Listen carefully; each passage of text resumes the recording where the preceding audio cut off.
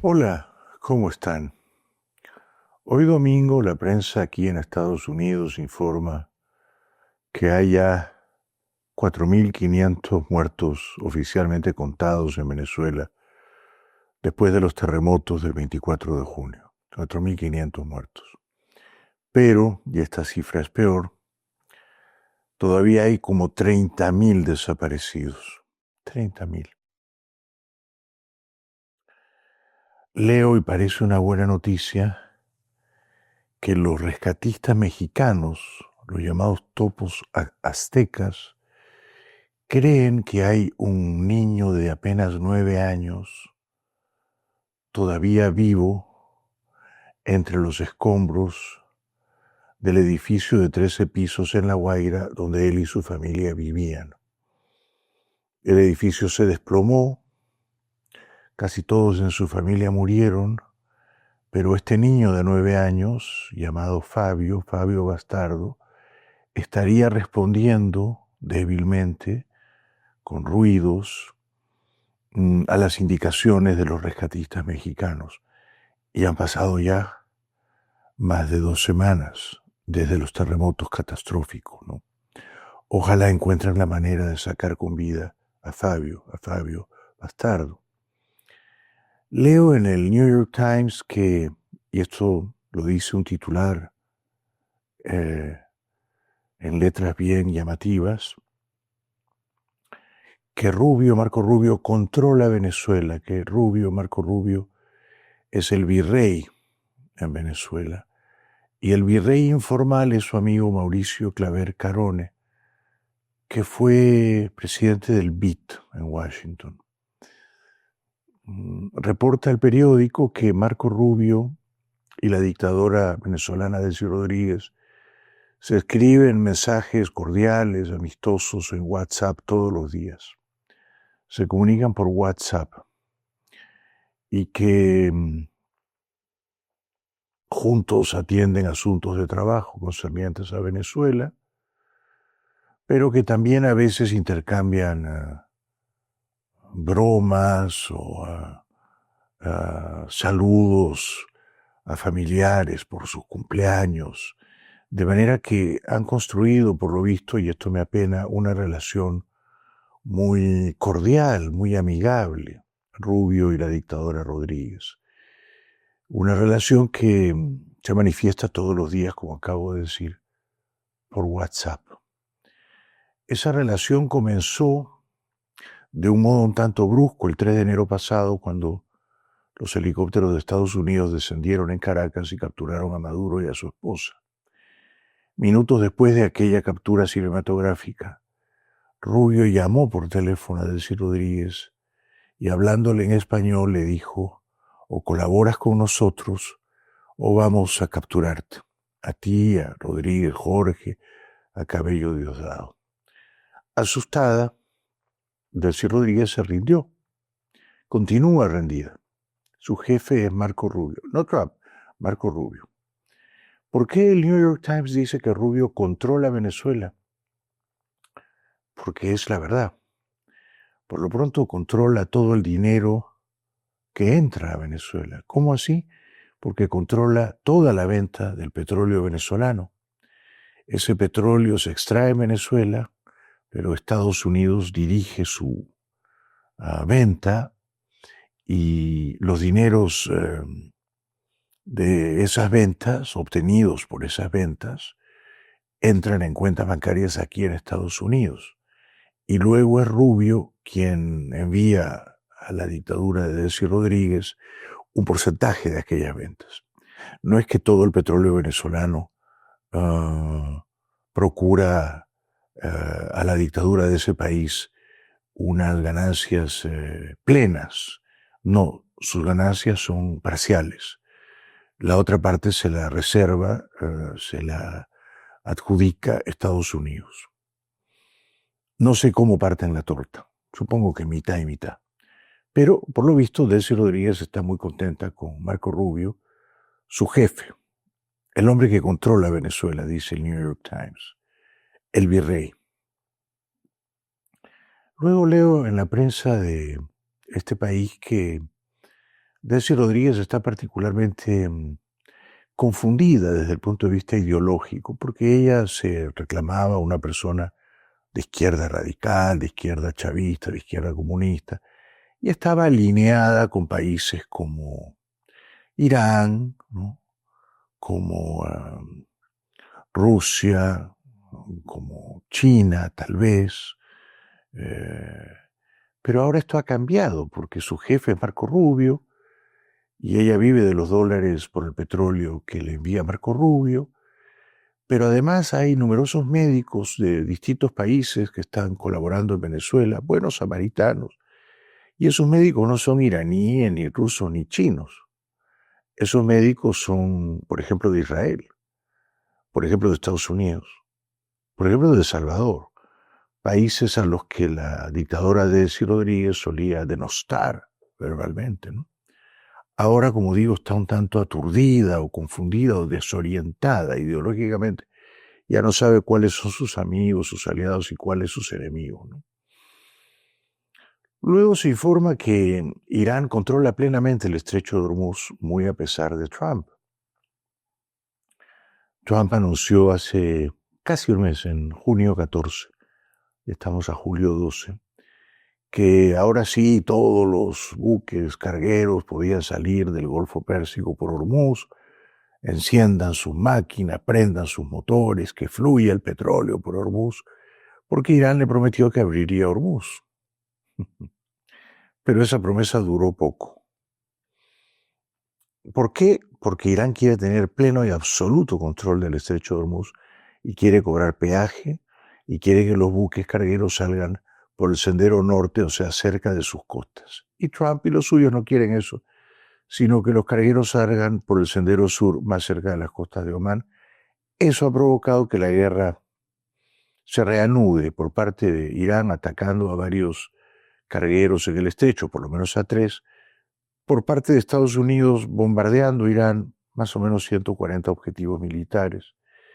Pero los dos dicen que van ganando la guerra y en realidad más parece un empate con sabor a victoria para Irán, ¿no? Se reporta también que el dictador salvadoreño Bukele en 2012 tenía $1 millón y ahora tiene $4,5 millones de dólares. Muy bien, buen provecho, el que puede, puede. Ha aumentado su patrimonio en 360%. No está tan mal, ¿no? Y esta noticia es interesante si ustedes hablan el español y están pensando mudarse a otro país, a un país mejor, a un país más tranquilo, más seguro, que les ofrezca un mejor futuro. Costa Rica puede ser una buena opción. Según el New York Times, para obtener una visa de inversionista y de residente en Puerto Rico, solo hace falta que uno tenga $150,000 y que uno compre una propiedad por $150,000 o más, claro, en algún lugar de Costa Rica. Si uno hace esa inversión inmobiliaria, que no es demasiado abultada o exorbitante, si uno compra un apartamento que cuesta $150,000, puede obtener la visa de inversionista y de residente. Así también, si uno puede demostrar que tiene una pensión mensual superior a $1,000, puede acogerse a la visa de pensionista y residente. Y si uno puede incluso depositar $60,000 en un banco de Costa Rica, puede aspirar a alguna forma de visa. En el caso de Panamá, es un poquito más caro obtener la visa de inversionista calificado. Hacen falta no $150,000 como inversión inmobiliaria, sino el doble, $300,000. Si uno con $300,000 o más compra una propiedad inmobiliaria en Panamá, puede acogerse a la visa de inversionista calificado y obtener la residencia. Y en Panamá hay unas leyes tributarias muy convenientes, ¿no? Sobre todo para los extranjeros. O si uno no compra una propiedad inmobiliaria en Panamá, pero uno invierte $500,000 en acciones en la bolsa de Panamá, también puede acogerse a la visa de inversionista calificado. O si uno compra depósitos, certificados de depósitos bancarios a plazo fijo en un banco o en varios bancos de Panamá por $750,000. De manera que con $150,000 en Costa Rica uno puede convertirse en residente. Y con el doble, 300,000 en Panamá, uno puede convertirse en residente. Para terminar, algunos apuntes sobre fútbol. Hoy domingo no hubo partidos del Mundial, mañana lunes tampoco habrá partidos. Tocaba descansar. Yo ayer estaba extenuado, exhausto, por el partido que vimos en el estadio entre Inglaterra y Noruega, y luego el que vimos aquí en televisión entre Argentina y Suiza. Sigo pensando que la expulsión del suizo Embolo, pocos minutos después de que Suiza le hubiera empatado el juego a Argentina 1-1, fue excesiva, fue exagerada, fue injusta. Se afirmará que el señor Embolo simuló una infracción. Se tiró, se arrojó al césped, simulando que Paredes, el argentino, lo había agredido. Es verdad, incurrió en una simulación. ¿Hizo bien el árbitro en anular la tarjeta amarilla a Paredes? Yo digo que sí, claro, por supuesto, ¿no? Paredes era la víctima de esa simulación. ¿Hizo bien el árbitro, sabiendo que Embolo ya tenía amarilla, en adjudicarle la amarilla anulada a Paredes a Embolo y por tanto expulsarlo del juego cuando acababan de empatar los suizos 1-1 y cuando faltaba más o menos media hora del segundo tiempo de tiempo regular? Por supuesto que hizo muy mal el árbitro. El árbitro portugués no estuvo a la altura. Le quedó grande el juego. No sabía distinguir qué era una falta y qué no era una falta, y tampoco sabía distinguir cómo castigar las faltas. Así que bastaba con anular la amarilla Paredes y no expulsar a Embolo. ¿Por qué digo esto? Porque me he tomado el mínimo trabajo, placentero por otra parte, de recordar otros jugadores en este Mundial de Fútbol que también se han arrojado al césped simulando ser víctimas de una agresión, como simuló el suizo Embolo, lo que le valió la amarilla y la expulsión. Pero a esos jugadores no los castigaron con tarjeta amarilla. Quiero decir, si toda simulación debería castigarse con una amarilla, como ocurrió con Embolo, provocando además su expulsión y perjudicando grandemente a Suiza, que no merecía, me parece a mí, esa emboscada del árbitro portugués muy torpe. Entonces, si toda simulación debe castigarse severamente con una tarjeta amarilla, yo pregunto, ¿por qué en el partido entre Francia y Senegal, por fase de grupos, segundo tiempo, iba 0-0, Mbappé entra al área y trata de marcarlo, de neutralizarlo, Mané, jugador estrella de Senegal? Mbappé hace un piscinazo, es una de sus grandes especialidades, ¿no? Por supuesto es un crack, es un genio, pero también es un gran actor y cada tanto se arroja a la piscina. Bueno, Mbappé se tira de un modo, digamos, ampuloso, exagerado, histriónico al césped, pide, reclama penal, alega que ha sido agredido por Mané. Y era falso. El árbitro está a punto de cobrar penal, no sé si cobra el penal y luego lo anula, o si directamente consulta con el VAR y verifica que Mbappé simuló la agresión, simuló la infracción, o sea, deliberadamente quiso engañar al árbitro. Pero además esa simulación era más grave que la de Embolo, porque la de Embolo no provocaba un penal a favor de Suiza, ¿verdad? Estaban lejos del área. En cambio, esa simulación de Mbappé contra Senegal cuando iban 0-0, si el árbitro caía, si el árbitro era engatusado, era engañado por el simulador Mbappé, entonces habría cobrado penal a favor de Francia. ¿Castigó el árbitro a Mbappé con una tarjeta amarilla en ese juego contra Senegal? No. ¿Y entonces? ¿Por qué Embolo simula y amarilla que supone roja y Mbappé simula contra Senegal y no le sacan la amarilla? Otra simulación. Argentina-Egipto. Van 2-2. Están por ir a tiempo suplementario. Los minutos postreros, los minutos de la agonía. El egipcio Mo Salah, estrella del Liverpool en su día, pisa el área rival, el área de la Argentina, y trata de eludir, de esquivar a Julián Álvarez, que está en la improbable posición de zaguero, de lateral izquierdo. Salah no consigue burlar a Julián. Frustrado, se arroja al césped simulando una agresión de Julián. Pero Julián no lo patea, no lo agrede, no comete ninguna falta, ninguna infracción. Salah, sin embargo, simula la infracción. Trata de engañar al árbitro. Por suerte, el árbitro no cae en el embuste, permite que el juego continúe. Julián le arroja un pase largo a Lautaro. Lautaro centra con veneno. Enzo conecta de cabeza a palo cambiado. 3-2 gana Argentina. Y los egipcios van a reclamar que no le dieron el penal a Mo Salah. Claro que no se lo dieron, porque no era penal. Pero entonces, si no era penal, y en efecto no lo era, y era una simulación del egipcio Salah, ¿por qué no lo castigaron? ¿Por qué no le sacaron tarjeta amarilla?